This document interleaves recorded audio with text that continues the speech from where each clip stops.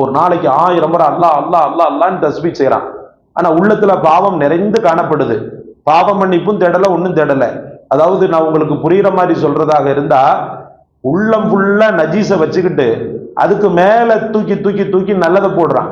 நஜீஸ் உள்ள இருக்கப்பா, நஜீஸ் இருக்க, அந்த நஜீஸை முதல்ல வெளியில எடு. அழுக்கடைந்த ஒரு வீட்டுல வந்துகிட்டு ஜோடனைக்காக அலங்கார பொருட்களை ஒருத்தன் வச்சானா, அந்த கதை தான். ஃபுல்லா அழுக்கு பாசி, இது பாலடைந்த வீடு, நூலாம்படையா இருக்கு. ஆனா தூக்கி தூக்கி சோபா செட் வைக்கிறாரு, புது பீரோவை கொண்டு வைக்கிறாரு, புது பர்னிச்சர்ஸ் கொண்டு போடுறாரு.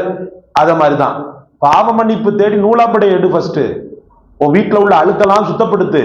முதல்ல வீட்டை தூய்மையாக்கிய பிறகு பர்னிச்சர்ஸை இறக்கு. அப்பதான் பாக்குறதுக்கு லுக் இருக்கும், பாக்குறதுக்கு கவர்ச்சி இருக்கும்.